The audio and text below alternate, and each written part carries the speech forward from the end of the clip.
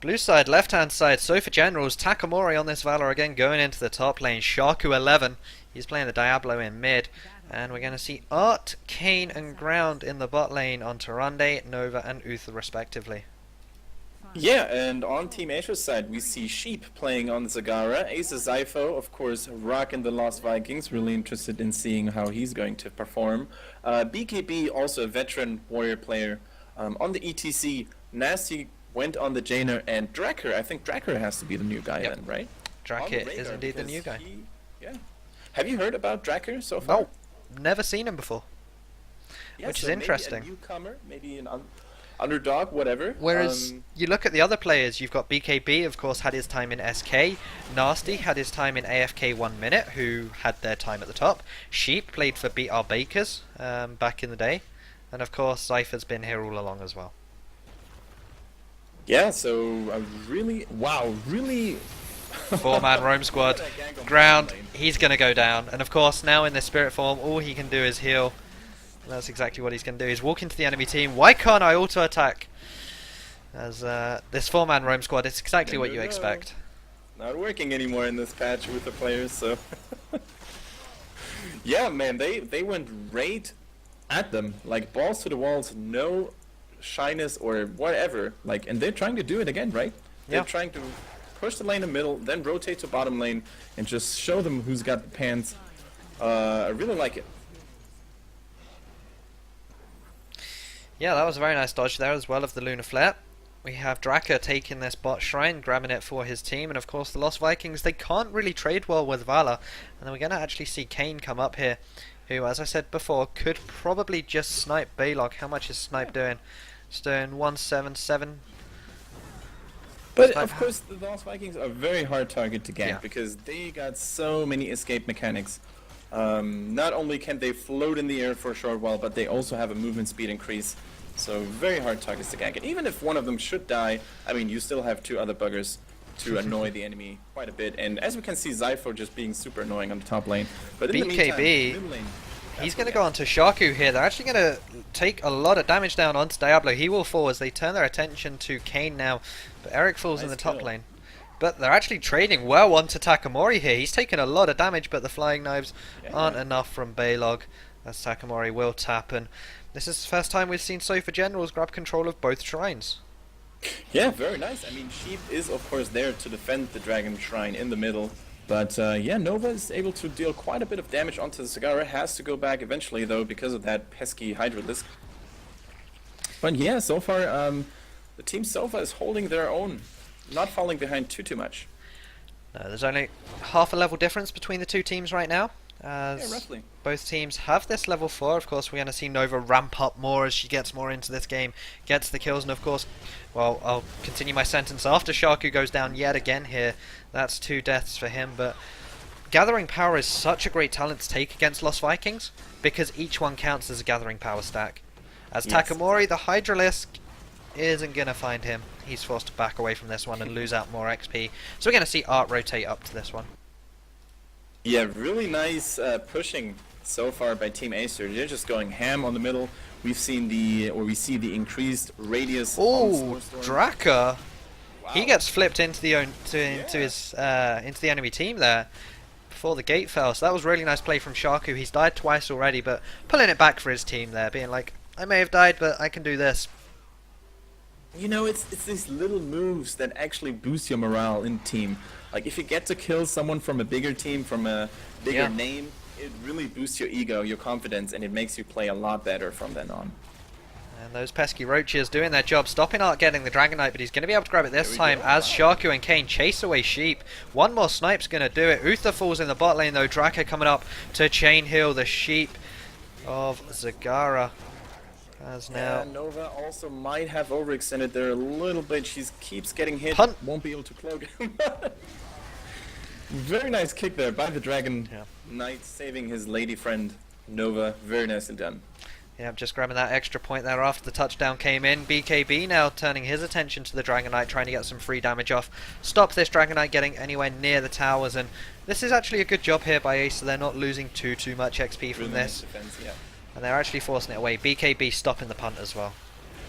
Yeah, Really great zoning here. They won't let the Dragon Knight get close to the base at all.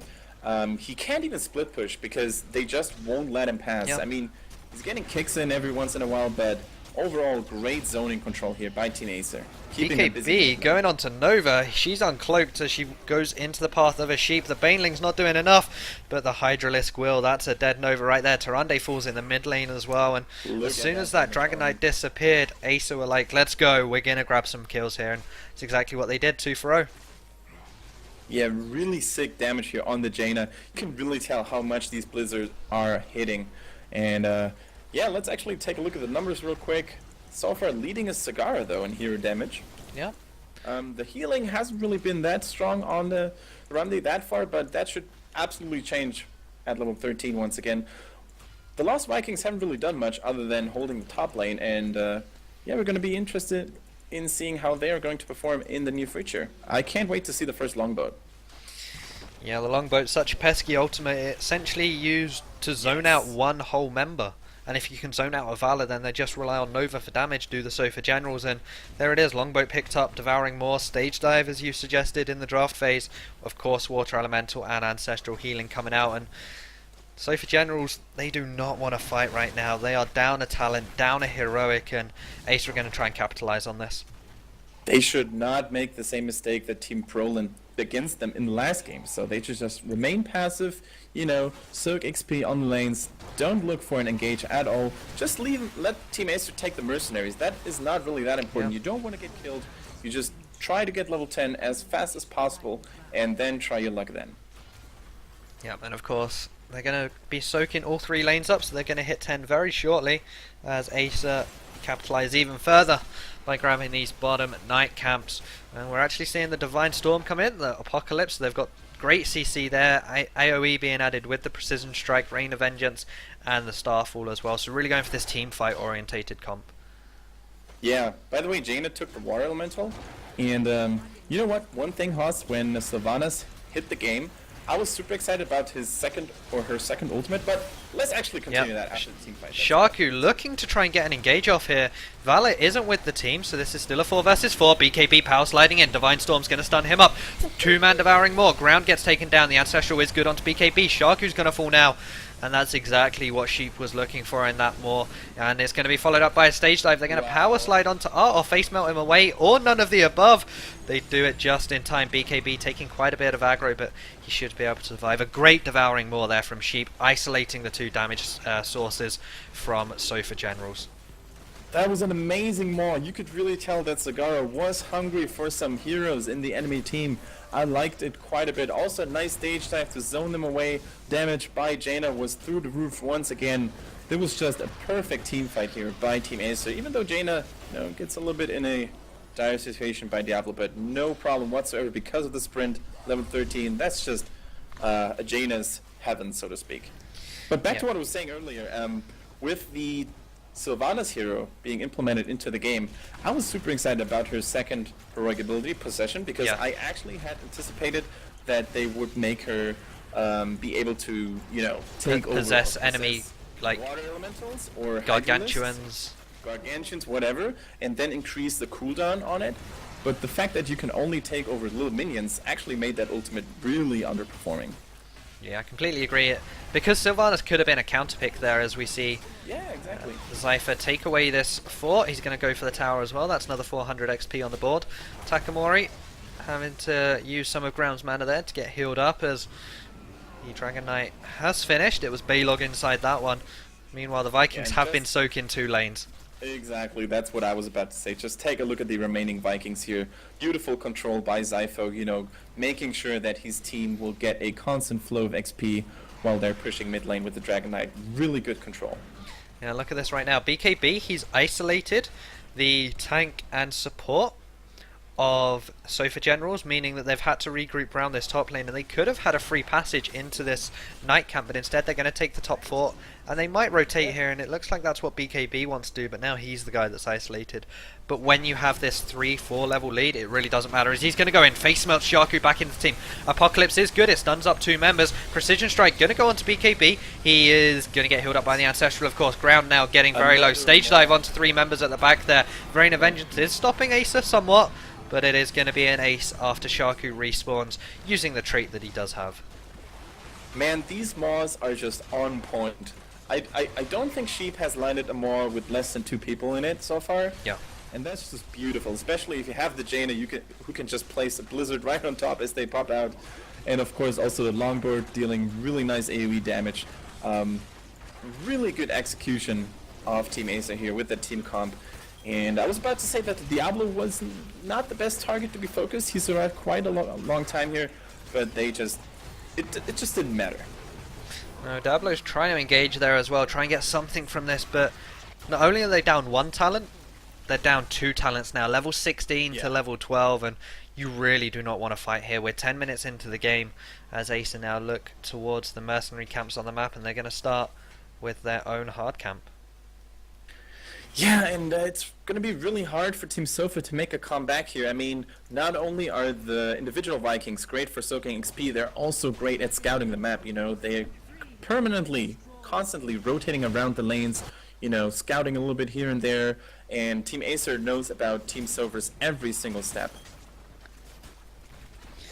As there we go, the Merc camp gets taken as they turn towards bot lane. They're trying to set up a gank here. Kane is very far forward there. In fact, you don't really use Nova for sieging as focuses on Shaku, and look how quickly they're bursting him down. Kane is in this backline here, but really can't do anything. 1 man more this time. You cursed it. The Precision Strike and Divine Storm are good though, but Ground is going to fall. Needs to use his healing on R as Acer look to barrel on forward here. Kane is their next target, taking a ton of damage. Tyrande also falls, and it's now just Takamori left as Acer look to potentially end this game here. 10 seconds on Diablo, 20 on everyone else. They're definitely going to get a keep here, but they could get some damage down onto the core as well. And when you're 3 levels behind, 4 levels behind even, you're not in any position to make a push at the enemy's fort, as did Team Sofa here. What you want to do instead is, you know, you want to defend all the lanes, soak up as much XP as possible, and maybe wait for your opponents to make a mistake, as, you know, they did in the last game when they were a little bit too overzealous on the enemy core. It looks like Team Sofa actually forgot about their own strengths from the last game. Yeah, definitely so, as now Acer are going to just play this safe, play it cool, calm, collected, and grab themselves a Dragon Knight. Yeah, as you're supposed to, you know, just take all the objectives, take all the mercenaries. They even start the hard camp on the left side of the map before it disappears once you have the Dragon Knight. So really nice play here, good coordination, and this should be the final push. I don't see any way of Team Sofa here, you know, being able to defend this. Of course, you never should be too negative about it. But it's going to be a really, really hard exercise for them to do. Yep, they are using the Hunter's Mark onto Sheep in the Dragon Knight, just try and burst him down a little bit quicker. But it's going to be Zypher jumping in here. Uther will fall as now BKB. That's a good Apocalypse into rain though. Really? Precision Strike coming down. It's not good enough though. Zypher still being a nuisance in this longbow. As what can Sofa Generals do now? BKB is a big tank on this front line here, zoning out 2 players. Kane trying to get some damage off but can't do anything as they now turn their attention to the Nova, and that's a lot of damage going down. Gets bursted as now Sheep punting Shaku back into the Hall of the Storms. Be like, get out of here you, as look at this. Merc camps, 3 catapults and soon to be 6 catapults now onto this core. This is going to be game. Now, we're going to have a chance to look at the hero stats after the game, and I think we're going to see how ineffective most of the damage dealers here on Team Sofa were. Especially Vala was a little bit underperforming in my opinion. 18k damage is not where you want to be, but it just shows how well Team Acer denied any assassin plays from Team Sofa. Really nicely done. Yeah, definitely so, and in fact, let's just take a look once it loads. Here we go. So the hero damage, Nova 23k, Vala only on 18. You know something's wrong when your Vala is dealing less damage than a Tyrande. And yeah, I mean, there's not much else they could have really done with their composition. They had the tools. As we predicted, Jaina was just going ham, going to town. She really caused a lot of trouble here for Team Sofa. Great ultimates, great water elementals, and of course great synergy with the slow provided by ETC and the stuns, of course. So overall, just a really solid game by Team Acer. They're looking strong, but let's see who they're going to play against in the next round. Yep, let's refresh the bracket. As it turns out that Acer are going to move on to face... It's a German team, so I'm going to let you pronounce that one. Yeah, just give me a moment until my browser actually refreshed the bracket. I'll take a shot at it. Oh, take a shot. Maybe I can recognize it. Flauschig und Verswilt. Yeah, no, it's terrible. I'll let you do that one. The first one wasn't Yeah, actually Flauschig. too bad. Flauschig It's und. Flauschig, exactly. Yeah. Not too bad at all. And it pretty much means, let's see, how could you translate that into English? It's just so fluffy. Yeah. You could translate it into Okay. fluffy. And the second one is just like, you know, playful. So they're Okay. playful and they're fluffy. They're nice guys, you know, surfing on their pink clouds, whatever. Okay. So, we're going to have that game, Acer versus the playful, fluffy people. We're going to take a break, guys. Enjoy the music, and as per usual, we shall see you on the other side. Yeah, see you in a bit. Thanks for watching, everybody.